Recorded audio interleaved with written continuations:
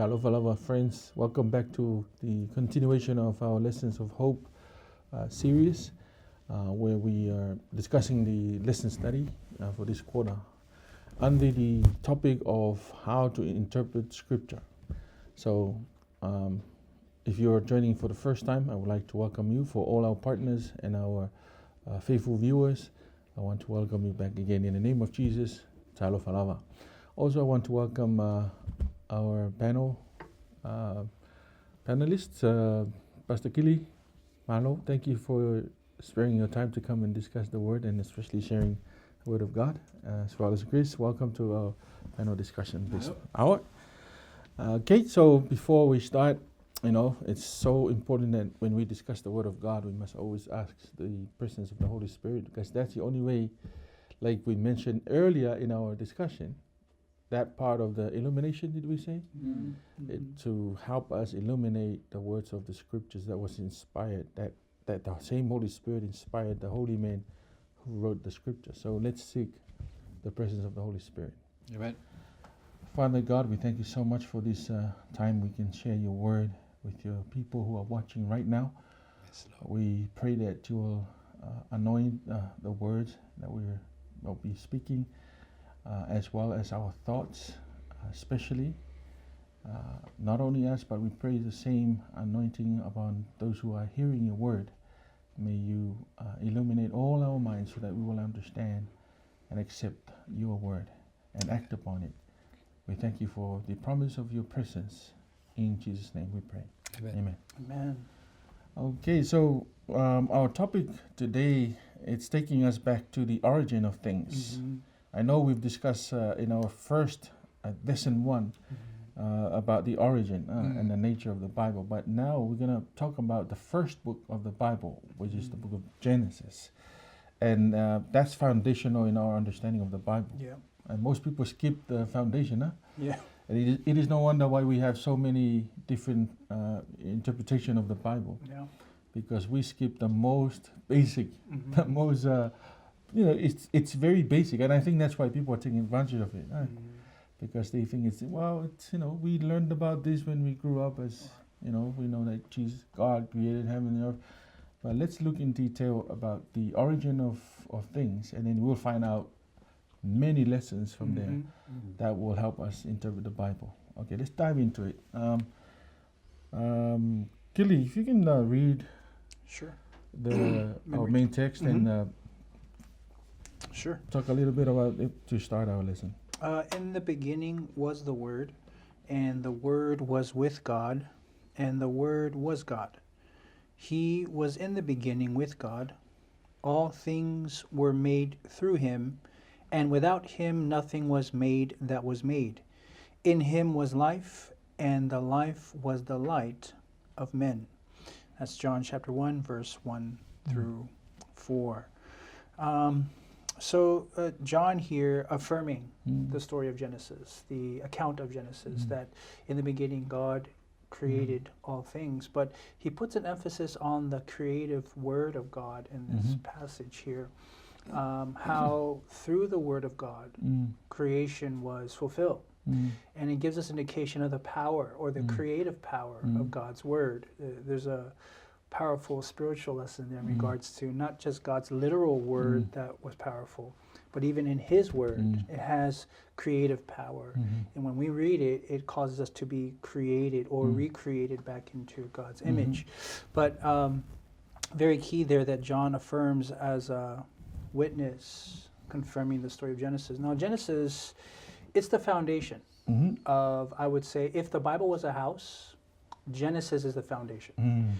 You take away the foundation, the house collapses. It reminds me of that parable, a wise man built his house upon the rock, while a foolish man builds his house upon the sand. And we're going to eventually talk about these two theories of origin in which we have these, symbolic houses being built on.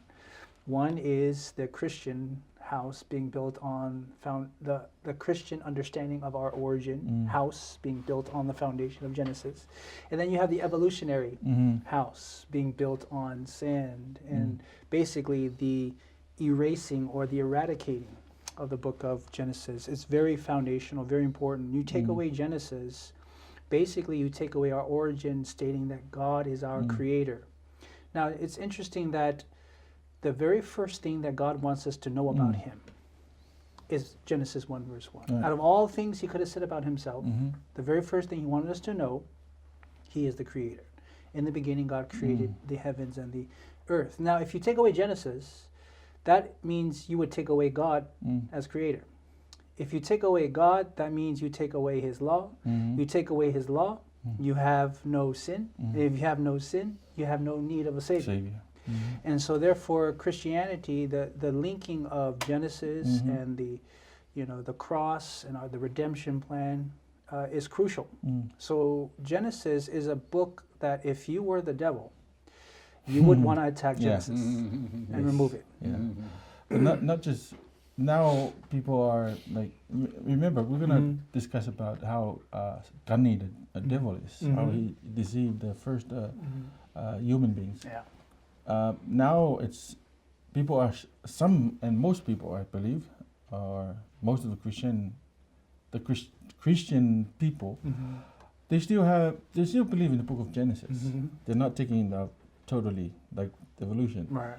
but they are actually denying some of the things in there, and that's how smart the devil is. Yes. Still thinking, people think that the Bible, they believe in the Bible, but in a different manner, in a different way. They understand the Bible in a different way. Just how the devil, deceived Adam and Eve, taking away the word of God and replace it with his own ideas. Yeah. So we're gonna discuss about that, Chris. Yeah. Now so, let's dive into Yeah, and that's part of what we want to point out about the book of Genesis as a foundational book. It's just fascinating to see how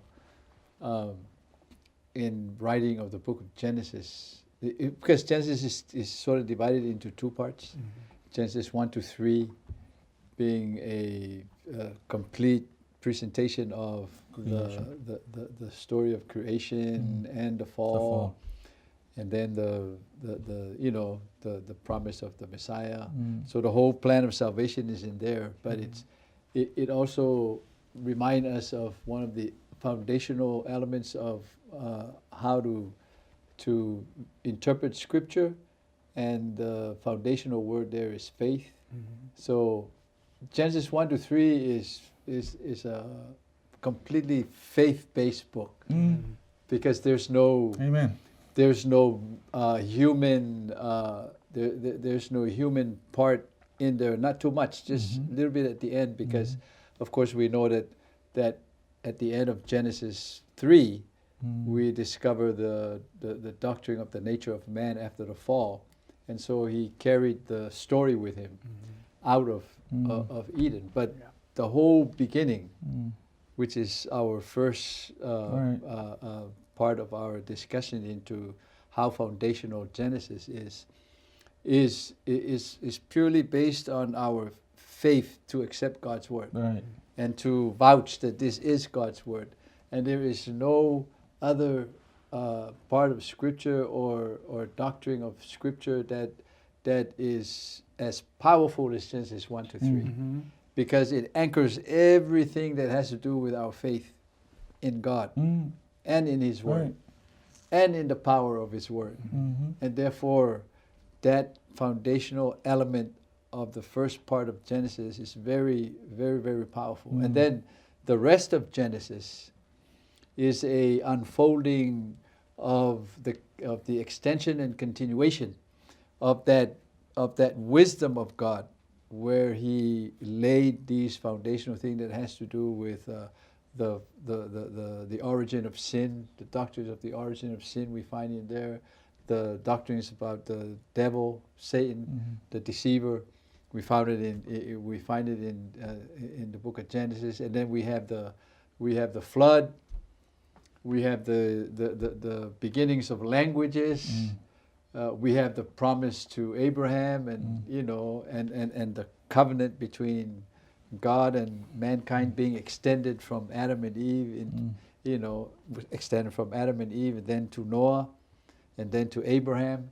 So very foundational teachings of Scripture, and all given in the book of Genesis. So very those aspects of the nature of the foundational element of the book of Genesis. We want to point out for all of us who are studying Scriptures and are reforming and reviving our faith in God's Word to guide and lead us, especially in these times that we live in, as the world begins to increase in denying the divinity of the Word of God, the supernatural guidance and leading of God in our lives, and only to the loss of our own salvation. Right. So very important for us as students of the Bible to really look at Genesis and its foundational nature, to see that all of the doctrines of Scripture is in there. And then we want to move in and discuss that part that has to do with the beginning, and which is a very foundational element for our understanding of Bible doctrine. Sure. And here in the beginning that we're looking at is that we're looking at a very definite time. We know that we understand from Scripture that God Himself instituted or stated a beginning of mankind as far as time is concerned. So very key doctrines for our developing understanding of what we're dealing with as far as Genesis being a foundational book. Let's dive into the book of Genesis. So in the first verse it says, "In the beginning God created the heaven and the earth." So just that phrase alone, it's a very simple sentence, but it's so deep that we need to not to just read it for the sake of reading it, but to really understand the depth and the complication in there. So let's discuss that one. What does it mean by "in the beginning"?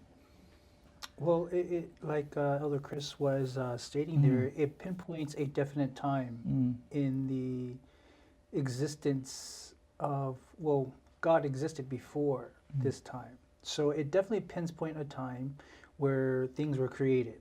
Versus the evolutionary theory, you don't really have a starting point. You have a lot of hypothesis of this is when the Big Bang happened, and then maybe millions of years, and then things start going off, so, but it pinpoints definite time here. But it also gives us the insight of God, the word God there, translated God, which is the Hebrew word Elohim. And this is not referring not just to one of them, but it's referring to all three of them actively participating in creation.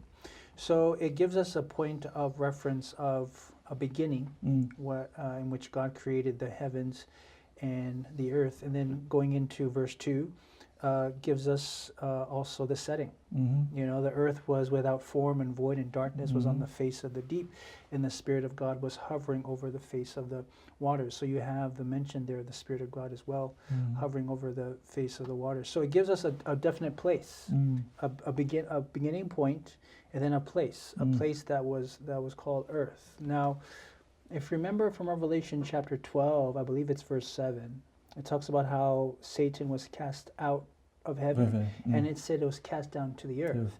And some people said, why would God cast him down to the earth? And we know that this fall happened before the creation. So when the Bible says that he was cast down into the earth, the word there that's used that translated earth means void or abyss or emptiness.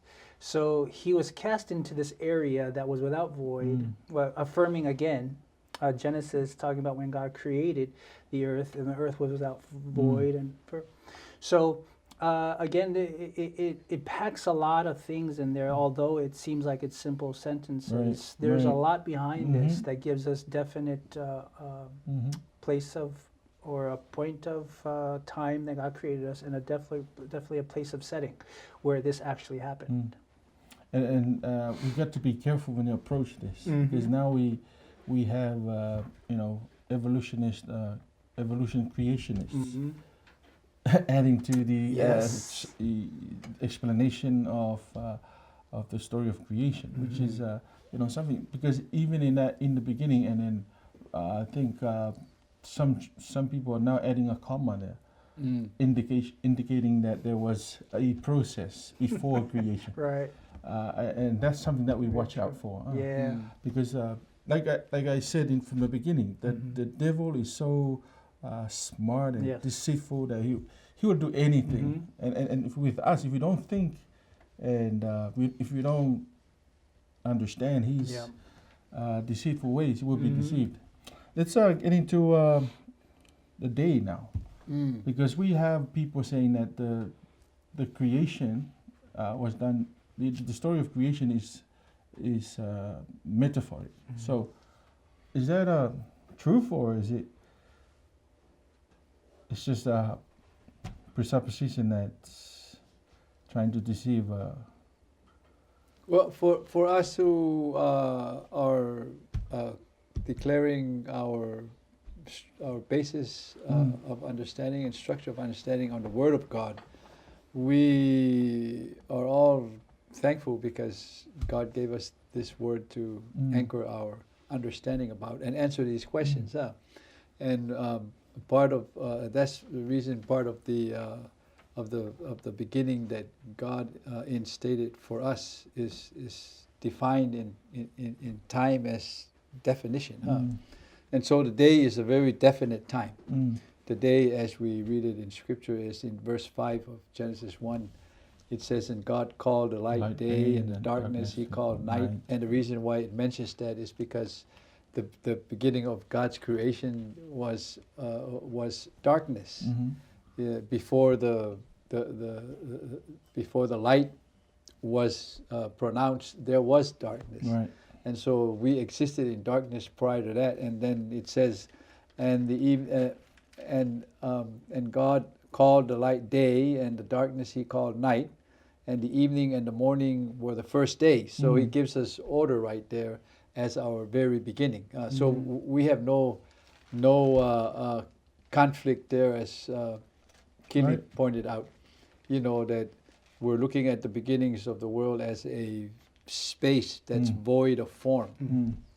There was actually, therefore, no form for the earth prior to the pronouncement of let there be light. But when there was a pronouncement of let there be light, then Scripture declares that is the beginning of God's Word, like we read in our foundational Scripture. In the beginning was the Word, and the Word was God, and the Word was with God, and the Word was God, and He was in the beginning with God. All things were made by Him.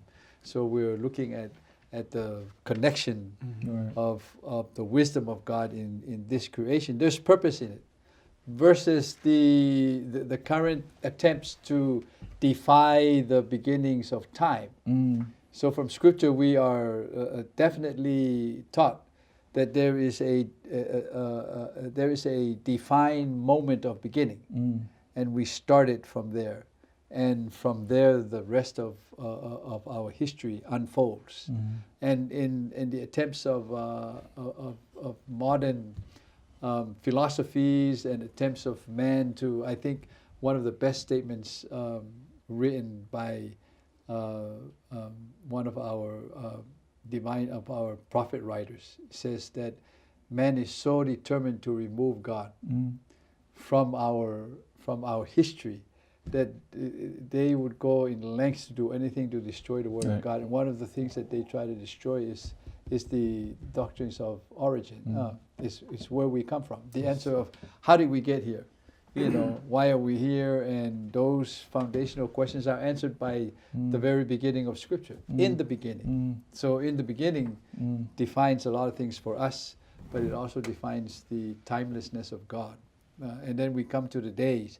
And when Scripture tells us that the evening and the morning is a day, we covered this last lesson. The grammatical part of interpretation is key, and it's important. And then we also see the value of God appointing a certain people, which is a culture and a language, to define all of these parts of God's teachings and revelations to mankind as we unfold history. So all of these things are beginning to fall in to assist us as we look at the book of Genesis. And now we learn that the day that we're talking about here is a literal day.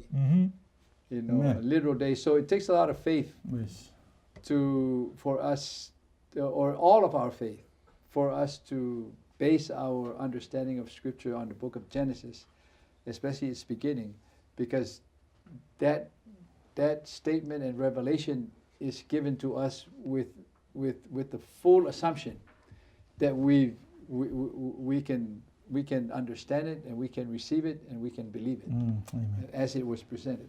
In the beginning, God created heaven and the earth and the seas and all the things that are in it.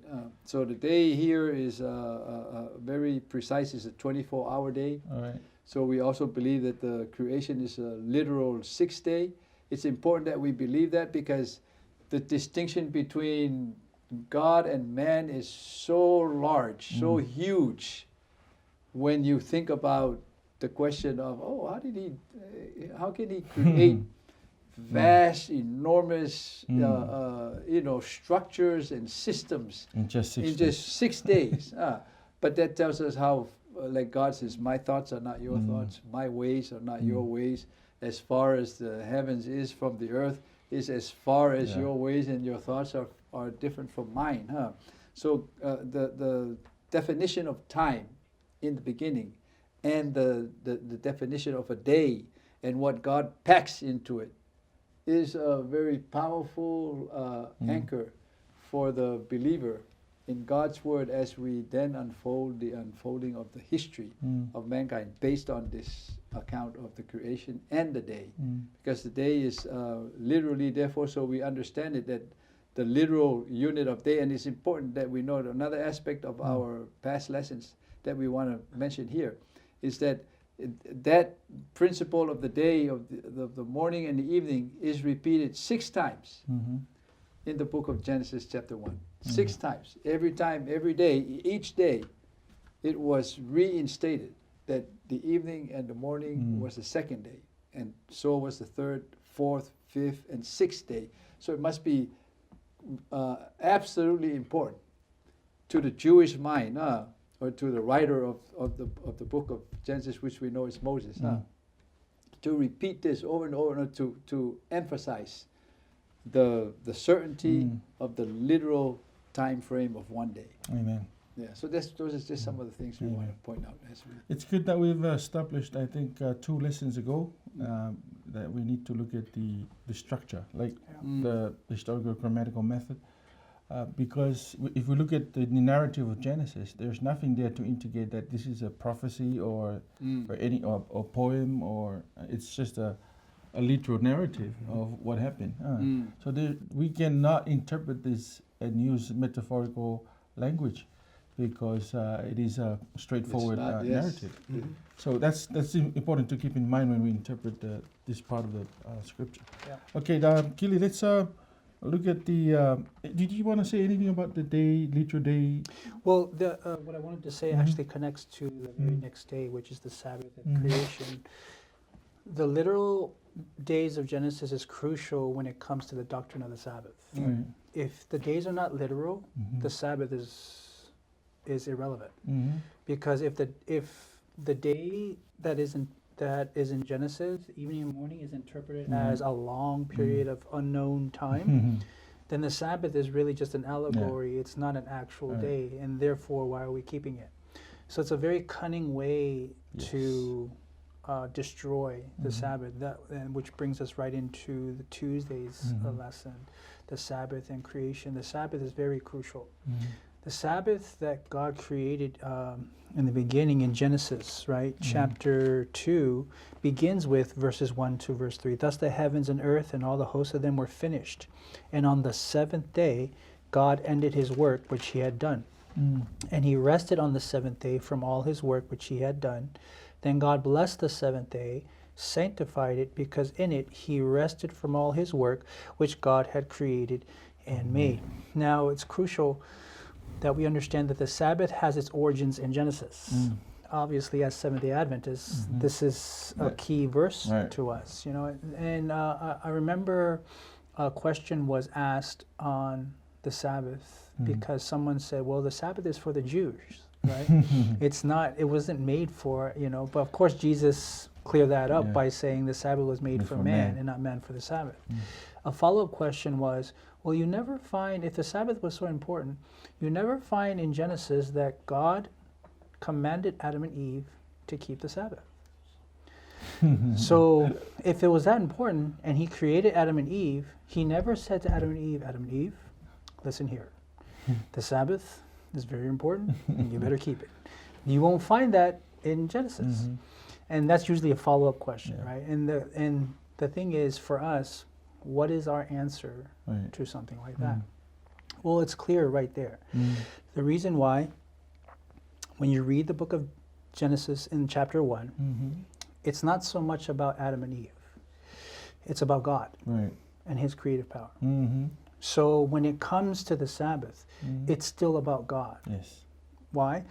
Because if you notice here in verse 2, and on the seventh day, God ended his work which he had done, and he rested on the seventh day from all his work which he had done.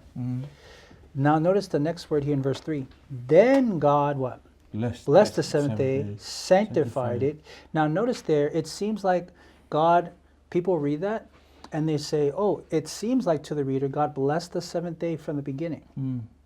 But if you read it again, you'll see that God did not bless the seventh day at the beginning of the day. He blessed it and sanctified it at the end of the day. Why? Notice what it says again in verse 3. Then God blessed the seventh day and sanctified it. Why? Because in it he rested from all his work which God had created and made. So what did the first thing he do? He rested on it first. After he rested, with his presence occupying that time frame, evening and morning, right? If you, when his presence resting in that, occupying that time, after he rested, then he said what? Then he blessed it and made it holy because his presence, well, this is affirmed also in Exodus chapter 20, verse 11, right? It says, if you go there at Exodus 20, so I don't say it wrong, let me just read it to you. Here in verse 11, for in 6 days the Lord made the heavens and the earth, the sea, and all that is in them, and rested the seventh day. Therefore, that means after he rested, therefore the Lord blessed the Sabbath day. Oh, sorry. Therefore the Lord blessed the Sabbath day and hallowed it. So he didn't bless it and hallow or made it holy until after he rested on it. And so therefore God could not tell Adam and Eve to keep the Sabbath holy because it wasn't made holy yet. Does that make sense? Yeah. When people say, how come God didn't command Adam and Eve to keep the Sabbath then if it was so important? Because God had not rested on it yet. He had to rest on it at first, then for he can bless it and make it holy, and then command Adam and Eve to. So the first Sabbath is not about Adam and Eve. The first Sabbath was about God. And so, of course, again, the Sabbath is very important. When you go to Ezekiel chapter 20, where the Sabbath is a sign between you and me, that you may know that I am the Lord thy God. And then, of course, it says again, I believe it's in verse 18 or 19, where it says that the Sabbath is a sign between you and me, that I am the one who saves you, Redeemer. So the Sabbath is a sign between God's people that we may know that he is God. Well, what about God that we should know? Well, the very first thing that God wants us to know about him is he is creator. So it is a sign between us and him that we may know that he is creator. And then again he says that you may know that I am the one who saves you. In other words, I am the one who redeems you. I am the one who recreates you. So if you don't believe that God is our creator in the beginning, you cannot believe that he is our recreator now. Because if we came from monkeys in the beginning, then we must look at monkeys for our redemption plan. And I don't think you want to put your salvation in a monkey. It'll drive you bananas. No. Yeah, that's very, very interesting.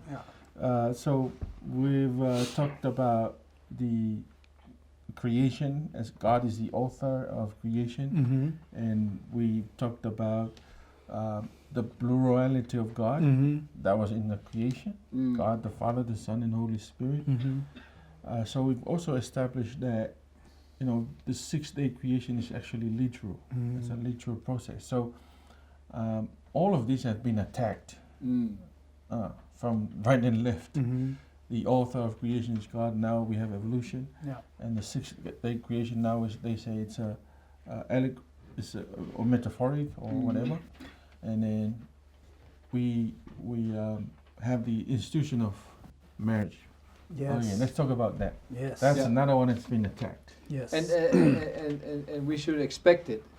And this is one of the welcoming things about knowing the nature of the foundational nature of the book of Genesis, because all of the doctrines of major doctrines of Scripture is completely founded on this, like we alluded in the beginning. It's the foundation of the of our spiritual house, and if it's not there, it'll collapse.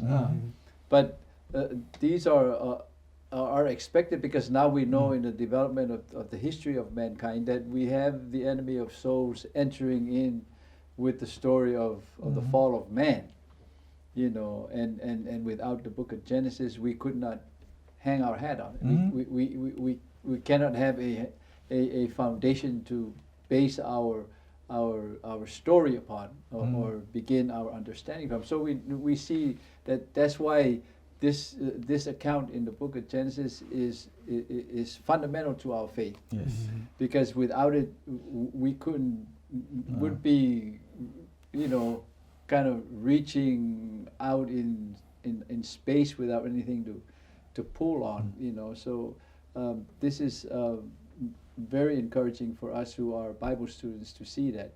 And on the Sabbath note, it's a blessing to see that God had provided a specific day at the end of creation for mankind, you know, to realize that His purpose for mankind was to bless them in terms of giving them almost a guarantee that He will be there for them for eternity. That God's plan is not to abandon man. That the Sabbath was instituted to bless man with that connection with God. So God, in a way, making His first covenant with mankind, that I'll never abandon you. I will never forsake you. No matter what happens, you know, I'm here to stay. And therefore, when we read, and that kind of show up when you read the account in Genesis 2, and when it comes to the seventh day, it doesn't say and the evening and the morning were day 7. So that's an allusion to the, you know, or an implication of the eternal nature of God's covenant in the Sabbath, to guarantee man's existence beyond the already foreseen by God's interception of mankind's blessing through the serpent, or the fallen angel that comes to destroy that. And these are all parts of what we're talking about. That's foundational about the book of Genesis, that provides the faithful being that is considering God's presentation, and also at the same time considering the alternative, which is the false teachings, the deceptions, the lies of the devil. And we're rooted here. And one of those elements that's really important for us to look at is the marriage. Right. Because its fundamental teaching is based on the image of God. When God says, you know, in the plurality, as we mentioned, and then God said, let us make man in our image, seeing God working together as a unit, as the Godhead, the Father, the Son, and the Holy Spirit come together to form mankind. And then it says, and therefore God made man in His image, male and female, very specific. And it ties in with the overall plan of salvation, because we know that at the fall of mankind, there was a promise given for the coming of the Messiah. But that promise indicates in that promise that the woman was going to be bearing children, as we learn from the blessings that God gave in Genesis 1. You know, and God blessed mankind and pronounced, be fruitful and multiply and fill the earth. So God's purpose and plan is very clear in there, that the image of God in the male and the female was for the intent to bear the promise of the gospel of salvation in Jesus Christ from generation to generation to generation. And that would have not been possible without the creation of God's image in the male and female images of the man and the woman. So very important and foundational. And as we say, these are constantly under the attack of the attempts to dilute and to destroy the foundation of faith for all of us in Scripture. But these are truths that we need to look at, because the creation of us in the image of God teaches us such things as the sanctity of marriage. There's a purpose and a reason in there for God, and all the purposes of God is for longevity. You know, there's the promise, you know, to the children to obey your parents, for it is the commandment with the promise, and that you may live long on the earth that is given to you. So the promise of continuation of which is what we term commonly known as eternal life. So God's purposes of giving us and blessing us with eternal life is all tied into the foundational message of Genesis. And of course we see that you know, the alternative has become true, because you know, we have definitely been deceived by a lot of these teachings, by, you know, by the work of the demons and the evil spirits that continue to work upon us, and then our recklessness and our carelessness to consult the Word of God. You know, so our encouragement is for our viewers to really literally take the Word of God and read these accounts and meditate upon it, and see that these are foundational issues that the book of Genesis can really establish for us as we go into the rest of the doctrines that we read and teach and learn. We don't have much minutes left, but let's talk about the creation and the fall.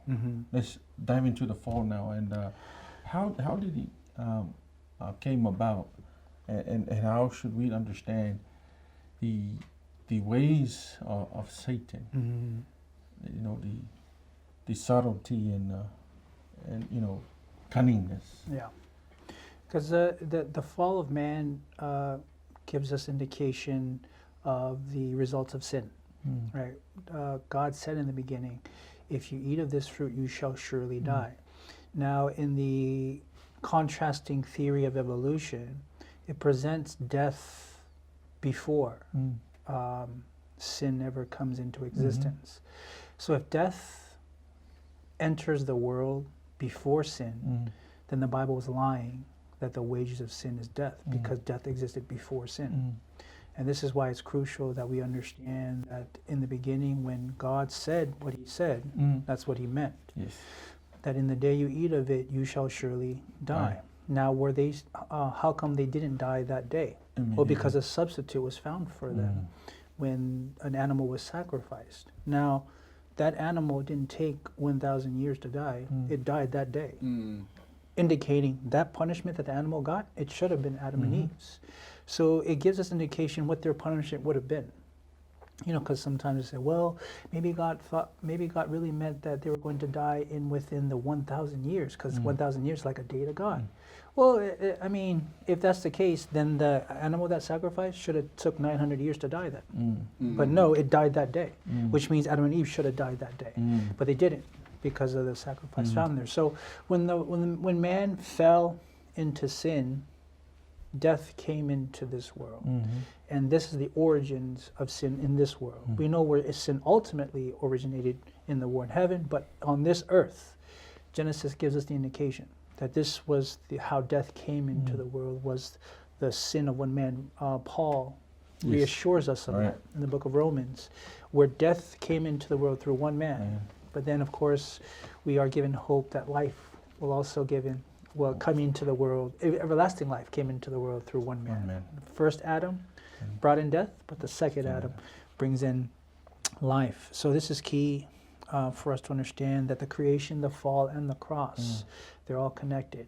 If you kill it from the beginning, you null and void everything else, especially the cross and the redemption plan, in which then Jesus would have died for nothing if sin did not originate, if death did not originate from sin, which is the biblical account and not the evolutionary theory that death came into the world mysteriously before even man came into existence, and sin therefore came from man. So this is key for us to understand that God's word in Genesis is to be taken literal. God's word, when he spoke, Psalms 33 tells us that when he spoke, it stood fast. It was there. It came into existence. Because if when God spoke, let there be light, let there be this, and he created the world, and it took millions of years to do that. And we know from the lesson that the head agent of creation was Jesus himself. Even though the Father was there, the Spirit was there, but Jesus, the Word, John chapter 1 tells us that everything that was made, nothing was made that wasn't made by him, meaning Jesus, right? So Jesus is the head agent of creation. So if his Word takes that long to create things, then we will have to say that when he came to this earth in Matthew, Mark, Luke, and John, when he said, rise up and walk, we would have to also conclude that guy didn't walk that day. It would have took him a million years to be consistent with your theory. You can't just say that that's the case in Genesis and then, but in Matthew, no, it happened that day. You know, when he broke the bread and fed the 5,000, that took a million years actually. You have to be consistent in your theory. You can't pick and choose, because then you collapse. Your theory collapses. So it is so clear if you study Scripture. Everything is all connect when you understand the book of Genesis literally as it is taken. Even with marriage. Marriage and the Sabbath are the two things that God blessed, you know, in the beginning. So marriage is under attack. If you take away the literal male and female, you don't say that male and female is allegory, it's a symbolic for whatever you want it to be, then it'll justify the kind of marriages that are happening today. And not only that, if marriage is an allegory, but you see a lot of people getting married, even secular people don't believe in God, they all are having marriages, but it's a biblical institute. So if it's a marriage is an allegory and people say, oh no, it wasn't literal, it just means commitment, you know? No wonder why you see a lot of people living together and they're not married, because it's not about marriage, it's about commitment. It's an allegory, you know? So it kills the whole institution of what it was meant to be holy, sanctified, blessed by God. But then it's now turned into do what thou wilt type of. Just like the Sabbath too. Yeah. You know, it's supposed to be the seventh day, but now it's Sunday because, you know, as long as you, rest? Yes, and what's interesting is Genesis 2 tells us the seventh day, right? If you were to go online right now, for our viewers, if you're in front of a computer, just Google, what day is the seventh day? You'll be shocked that the answer that comes up is Sunday. The answer that comes up is Sunday is the seventh day of the week, and then it says most European countries worldwide, or countries will recognize Sunday as the seventh day of the week, but only in Canada and the U.S. the seventh day is Saturday. So but they say universally worldwide that this. So you see the devil, his claws of deception in every aspect to try to destroy what God set up in the very beginning. Very beginning. Well, this is all the effort of man trying to understand God in his own ways. Just like the Babel, the Tower of Babel. It's when we try to define God and explain God and try and understand God in our own ways instead of having faith in what the Word of God says, then we will get into a lot of problems in our beliefs, and that's why we have so many questions because even in the literal day creation, the reason why scientists are so puzzled with that is because they, with the way the processes of their hypothesis and everything has to be proven, has to be, on certain formulas and certain processes. So we cannot in any way prove God and His existence. So we have to go back to what you said. The book of Genesis, the foundation of our beliefs, must be accepted by faith and faith alone. Other than that, it's either you accept the Bible or throw it out altogether. And I think it's worth mentioning, as we were discussing before we started our session here, is the even more dangerous of mixing the two. Yeah. Because we've been talking prevalently about the two theories, the creational biblical account, literal account, and then you have the evolutionary theory. But now what you have today is even more dangerous, is the mingling or the mixing of the two. Yes. And if you want, for our viewers, you can look this article up. It's available to anybody, but you'll see this article is found on the Catholic Herald. And in there, you'll see that interesting article about Pope Francis, and this was all over the headlines, very controversial, about how he mentioned that God is not a God that has a magic wand to just boom and things appear.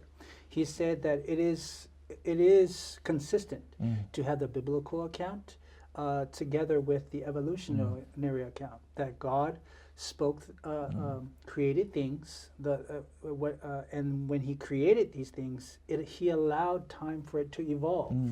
So you see here that there's a mingling of the two, where even the head of the biggest church on earth is backing this theory that creation and evolution can come together. Darwinism and creationism. And I hope through our study today, you'll see that those two cannot come together.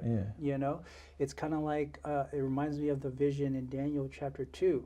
The clay and the iron trying to clear, and it doesn't. never. No, it's like oil and water. So there you go.